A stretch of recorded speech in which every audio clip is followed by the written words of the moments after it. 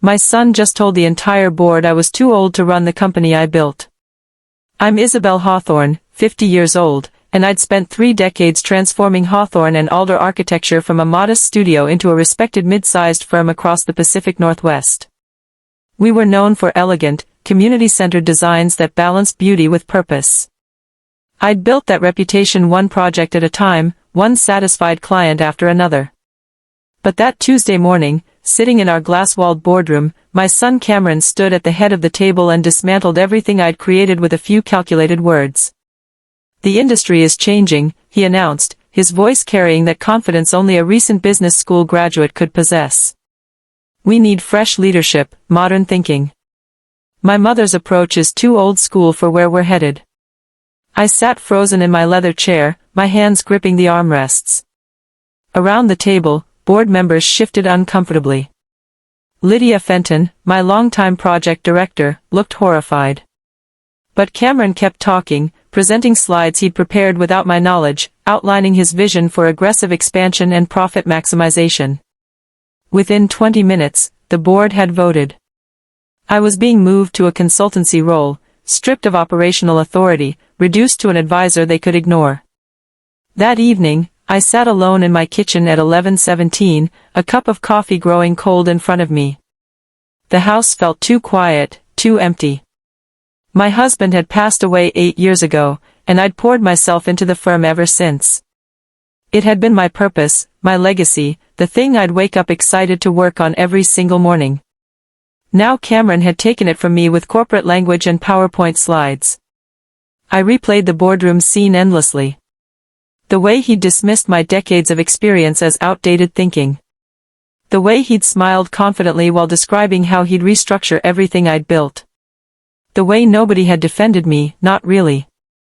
They'd all just nodded along, seduced by his youth and energy and promises of higher profits. Was I actually too old? Had I become irrelevant without noticing? The doubts crept in like poison, making me question myself in ways I hadn't since starting the firm 30 years ago. But beneath the hurt and shock, something else stirred. I knew my son. I'd raised him, watched him grow, seen his flaws develop alongside his strengths. Cameron was brilliant in some ways, charismatic, ambitious, quick-thinking. But he was also impatient, overconfident, and dangerously prone to taking shortcuts. He'd proven that throughout college and business school, always finding the easiest path instead of the right one. The next morning, I arrived at the office early, before most staff.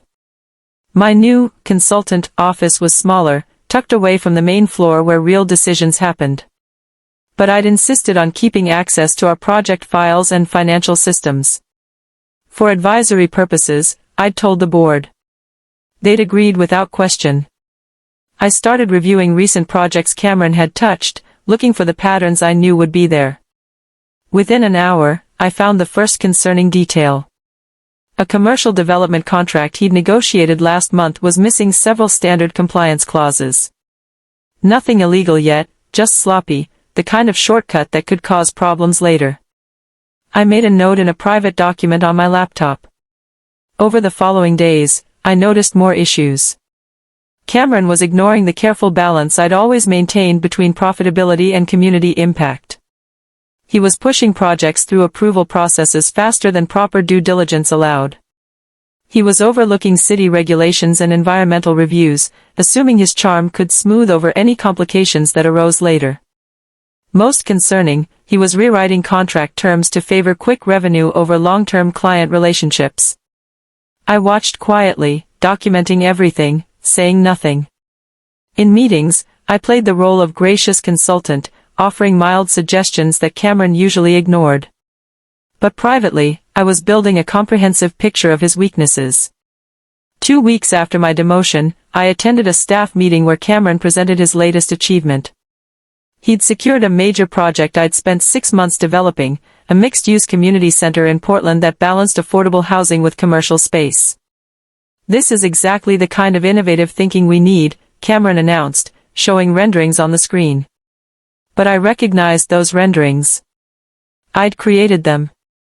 He'd taken my preliminary designs, made minor cosmetic changes, and presented them as his original work. Around the conference table, several staff members glanced at me. They knew.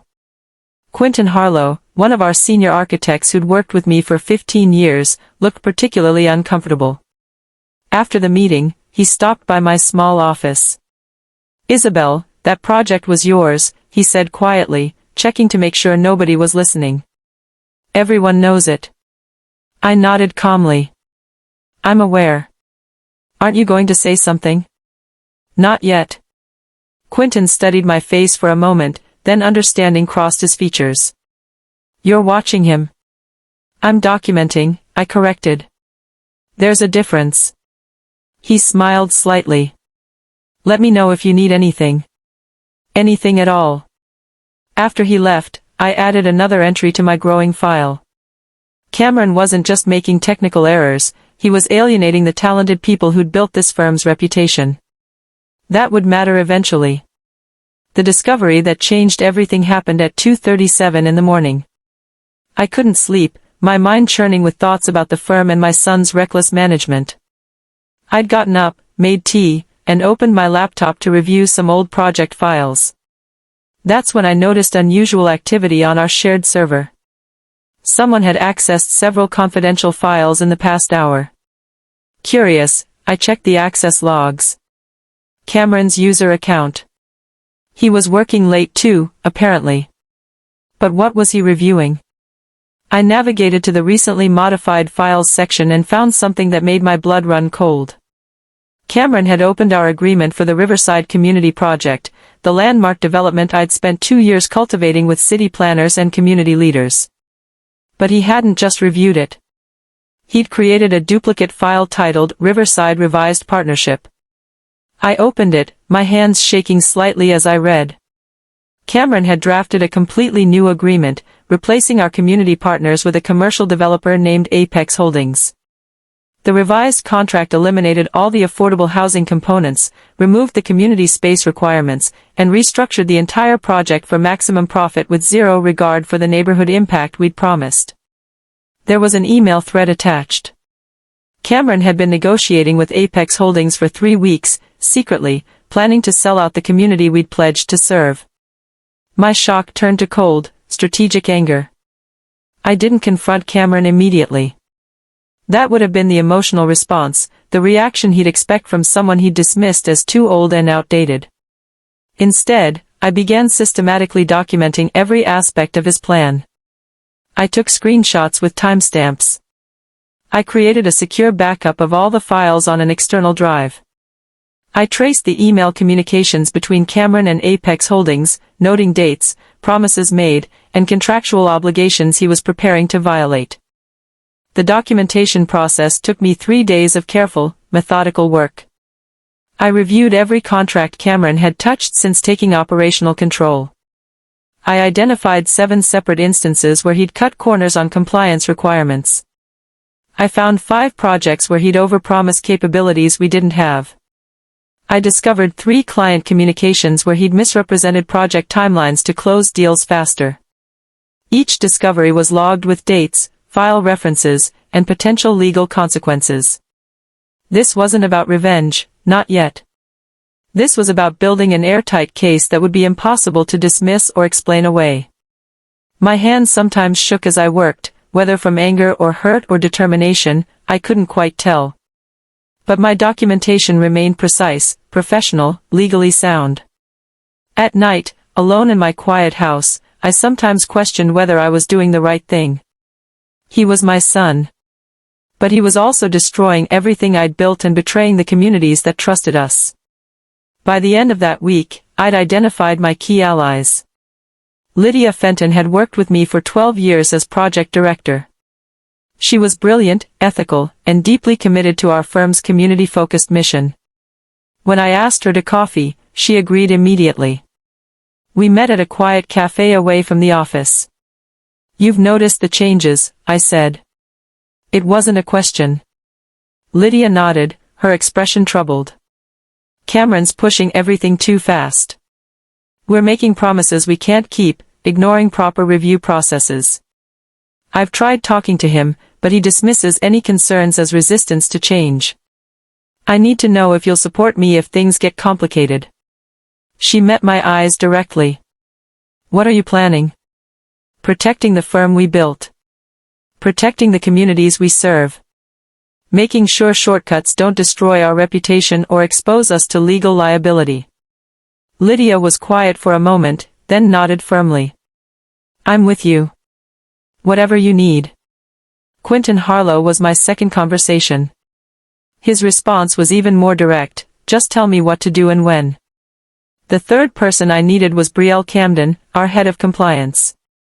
She was relatively new to the firm, hired just 6 months ago, which meant she had no particular loyalty to Cameron.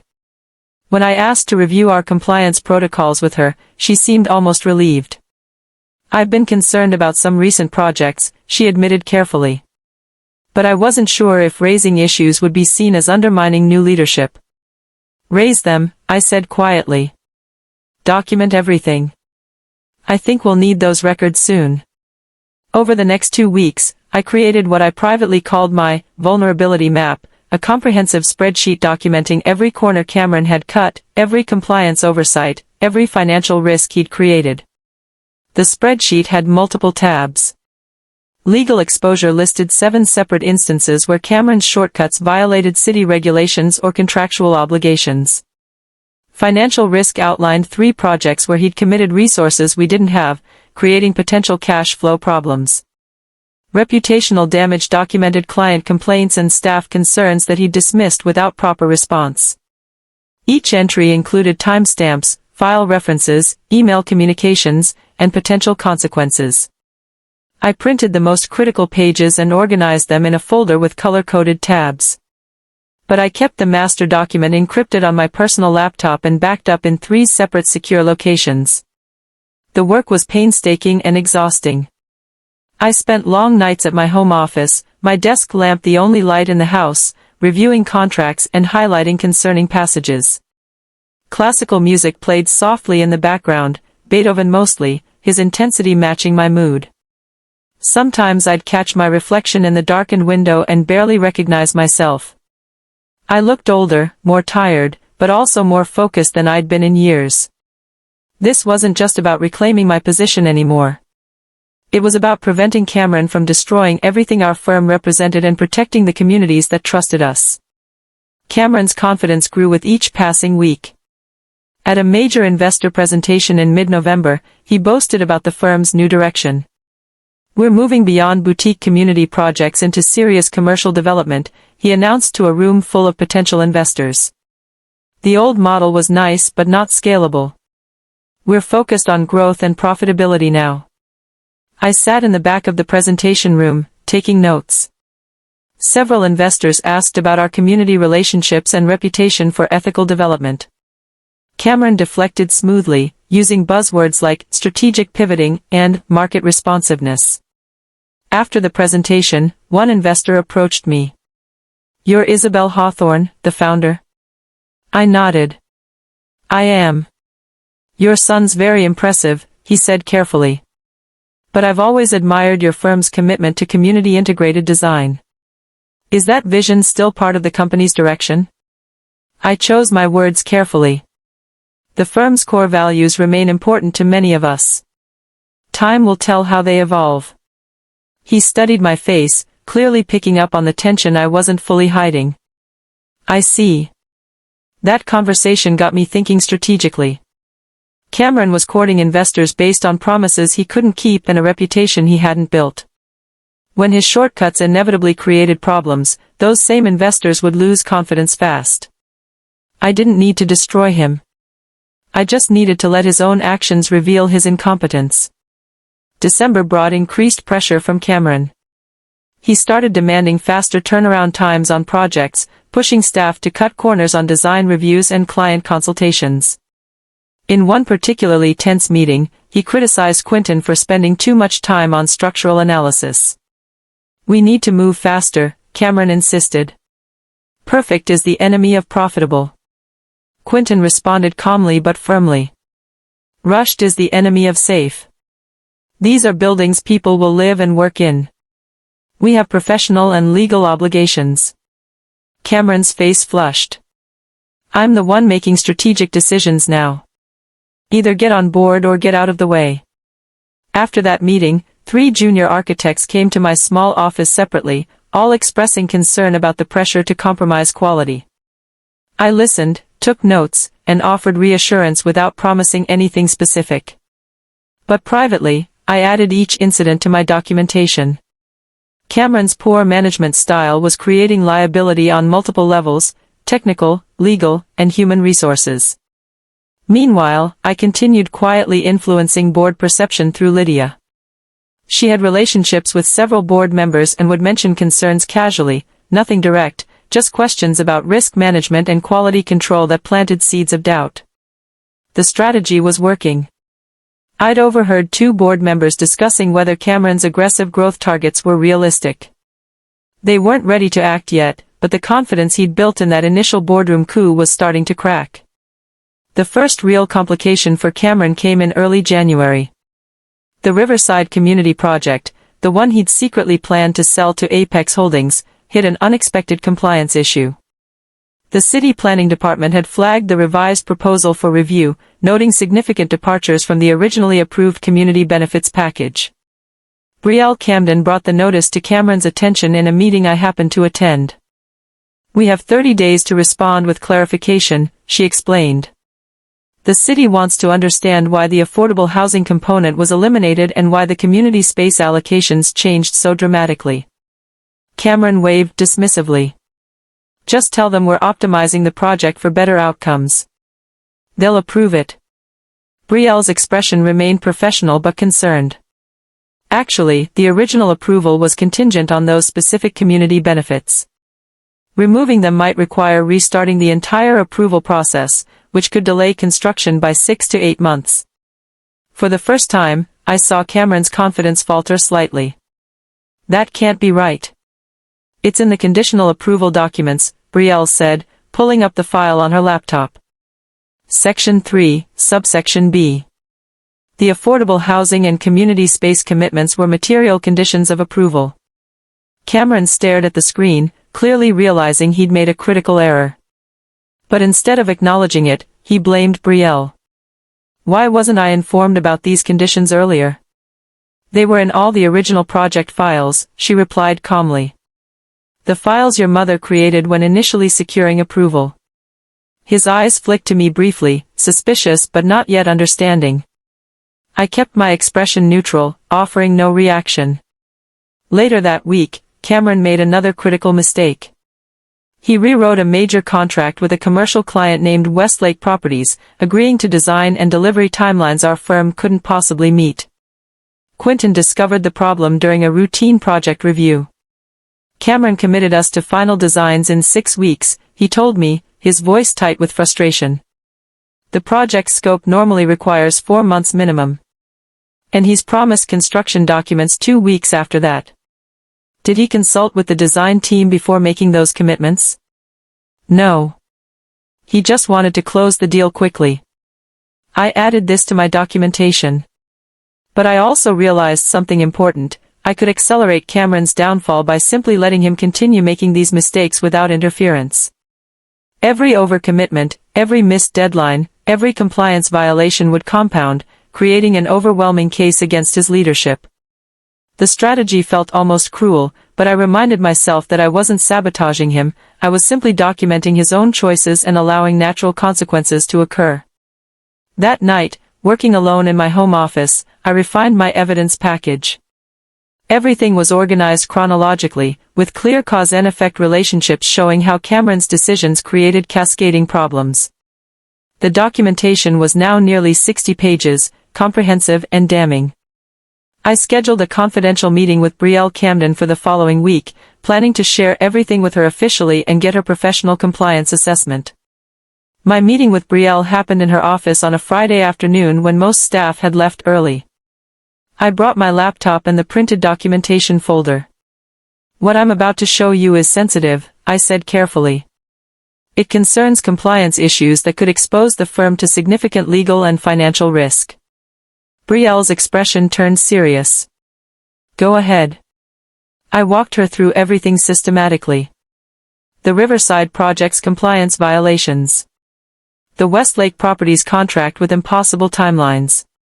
The 7 other projects where Cameron had cut corners or ignored regulations. The financial risks from overcommitments. The potential liability from misrepresenting capabilities to clients. With each example, Brielle's concern deepened. She took notes, asked clarifying questions, and cross-referenced information against her own compliance files. After 90 minutes, she sat back in her chair. "This is worse than I realized," she said quietly. "Some of these issues could result in professional liability claims or regulatory penalties. The Riverside situation alone could trigger a city audit of all our projects. What's our obligation to report these problems?" Brielle considered carefully. "As compliance officer, I'm required to bring material risks to the board's attention. This definitely qualifies." "How soon?" "I need to conduct my own independent verification first. But within 2 weeks, I'll need to present a formal compliance report to the board." I nodded. That timeline works. As I left her office, I felt the weight of what I'd set in motion. This wasn't just about reclaiming my position anymore. It was about preventing serious harm to the firm, our clients, and the communities we served. Cameron seemed increasingly stressed as January progressed. The Riverside compliance issue wasn't resolving smoothly. The city planning department was asking detailed questions he couldn't answer without revealing his secret negotiations with Apex Holdings. Meanwhile, the Westlake Properties project was already falling behind his impossible timeline, and the client was starting to complain. But publicly, Cameron maintained his confident facade. He posted updates on social media about the firm's growth and his leadership vision. One post particularly irritated me: "Sometimes you have to break things to build something better." Proud to be leading Hawthorne and Alder into a new era of success. The arrogance in those words made my hands shake as I read them on my phone. Break things. He had no idea how much he was breaking and what consequences were coming.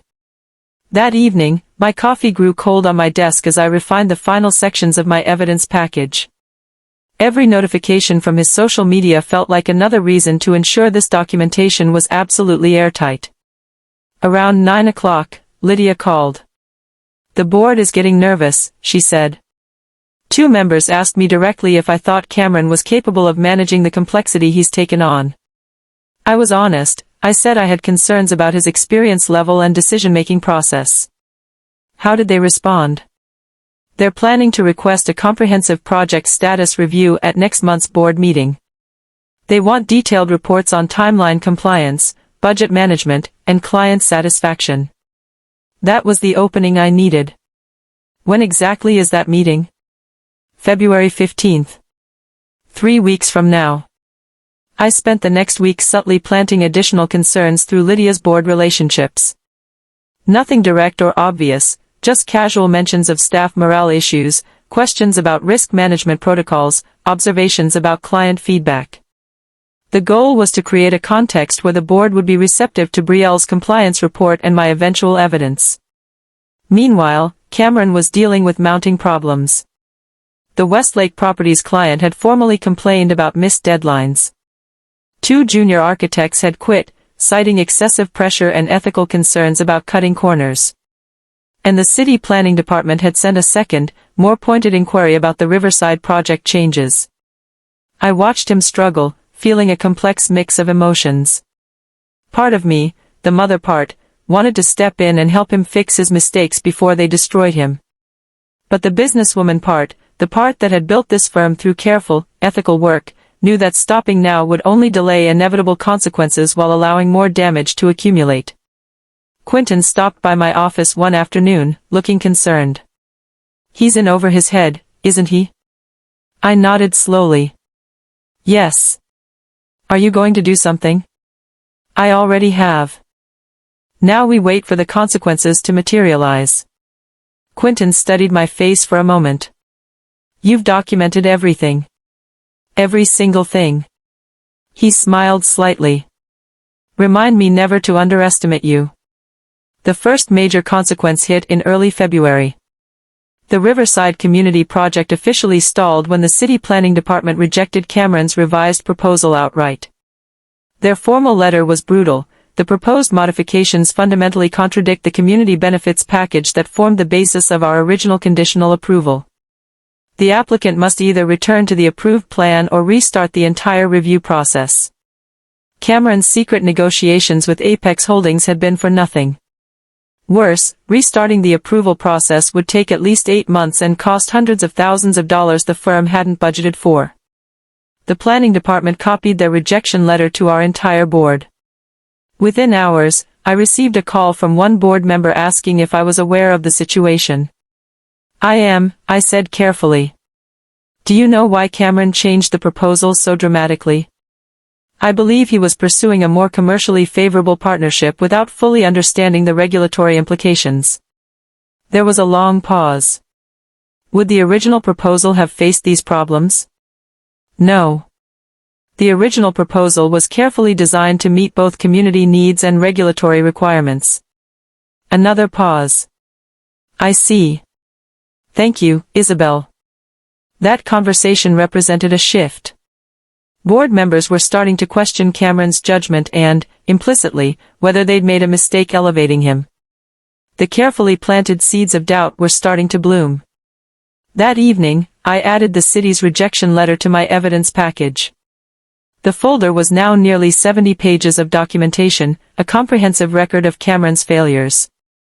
I spent a quiet weekend reflecting on everything that had happened.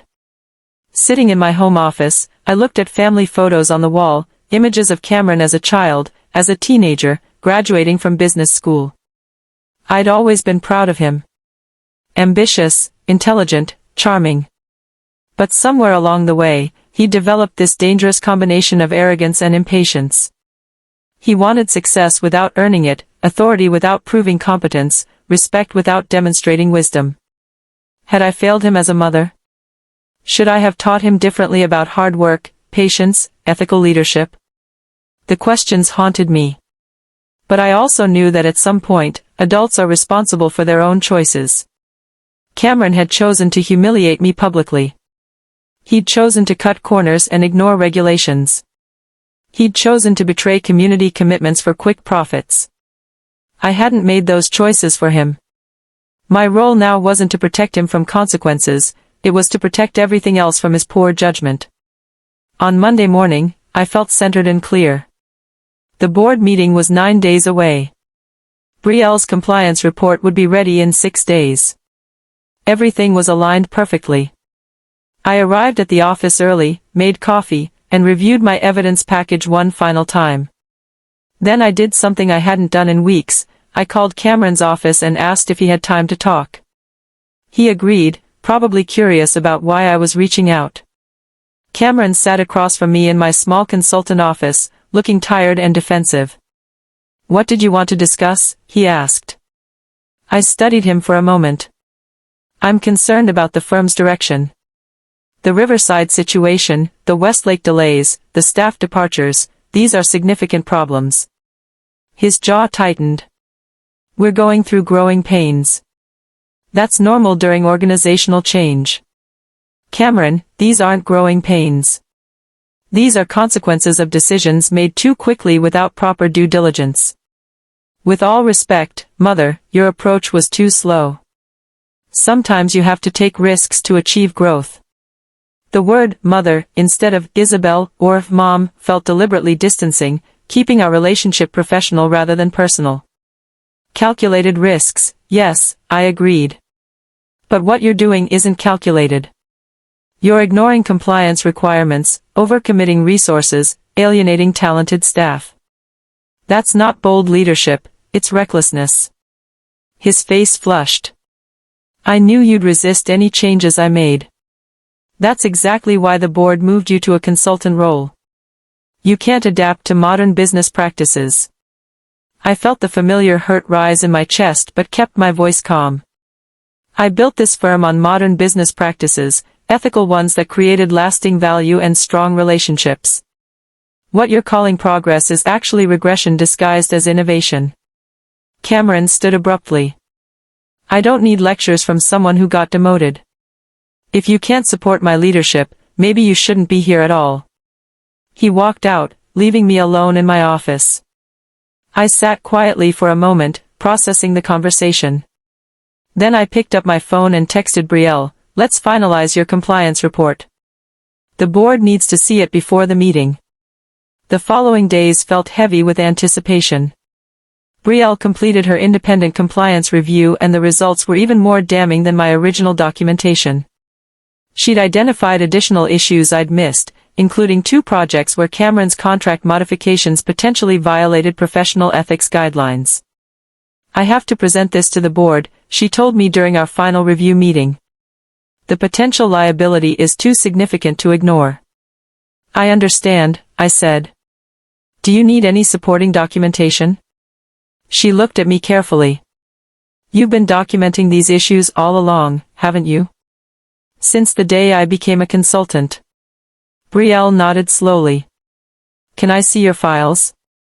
I shared my complete evidence package with her. She spent an hour reviewing everything, occasionally stopping to cross-reference details with her own findings. "This is remarkably thorough," she said finally. "And it tells a clear story about systematic poor judgment. Will you reference it in your board presentation?" "With your permission, yes. This corroborates and strengthens my compliance findings." The board meeting was 4 days away. Everything was coming together exactly as I'd planned. But I still felt conflicted. Cameron was my son. What I was about to do would devastate him professionally, possibly end his career in architecture. Was I being a vengeful mother or a responsible business leader? That night, I called my sister, the only person I'd confided in about the situation. "You're not destroying him," she said firmly after I explained my doubts. "He destroyed himself through his own choices. You're just making sure he doesn't take the entire firm down with him."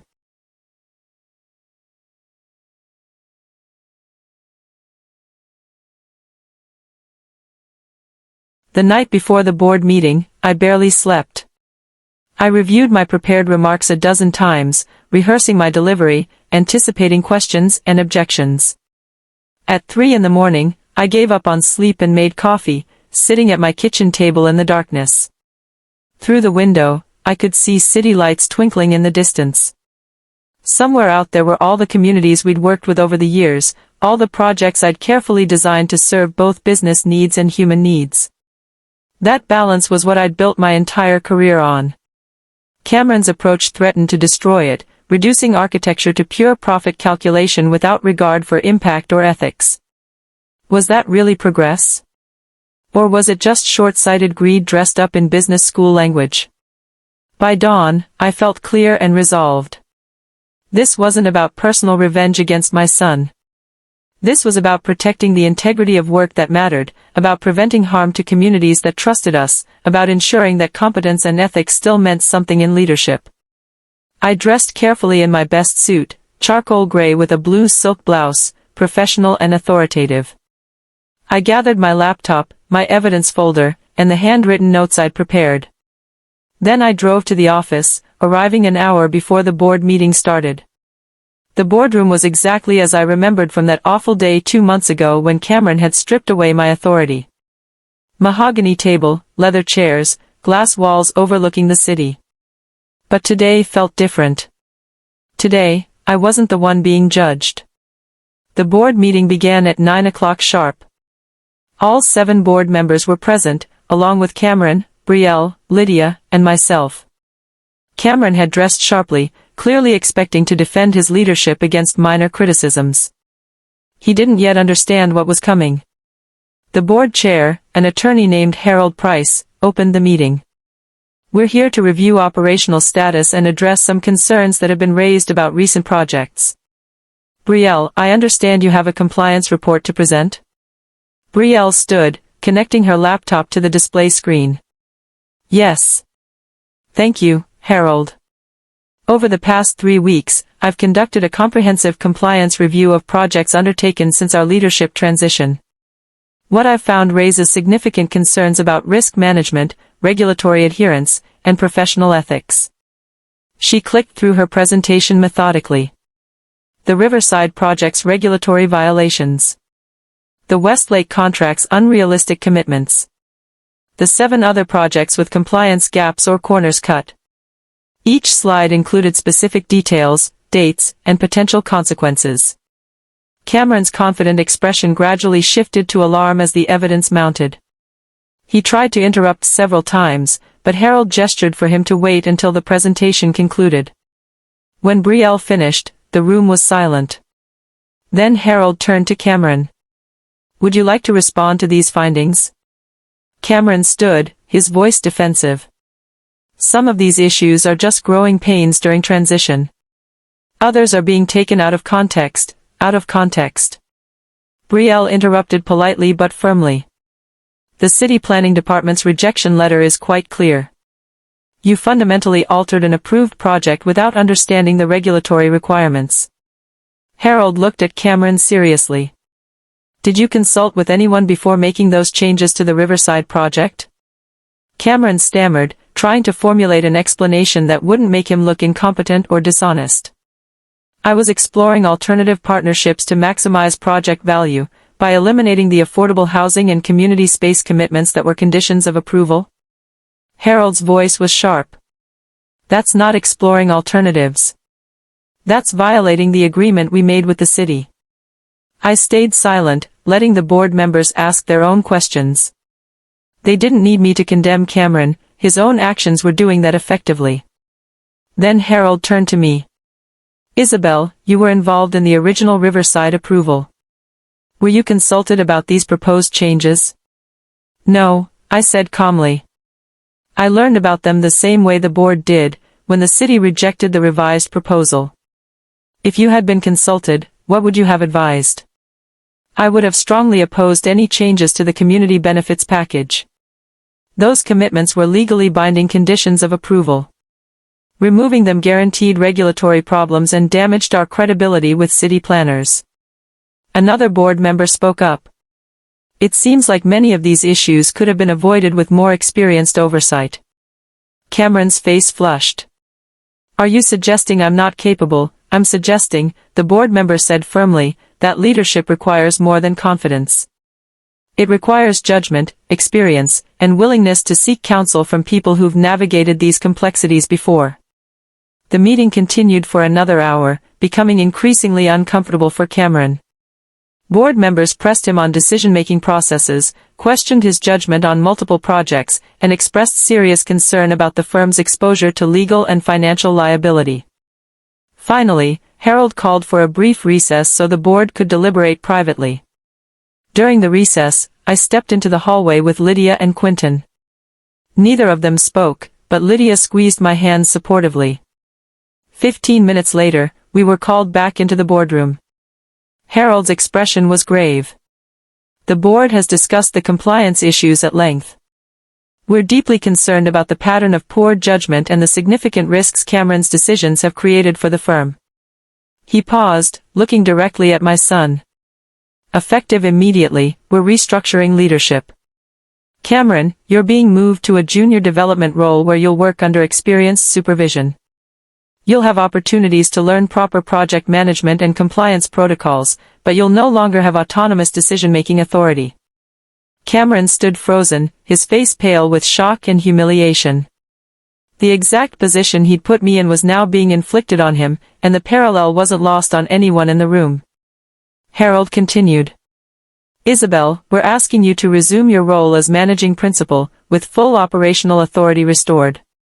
The firm needs your experience and judgment to repair the damage and restore our relationships with clients and regulatory partners." The words I'd been waiting 2 months to hear. But instead of triumph, I felt a complex mixture of relief, sadness, and responsibility.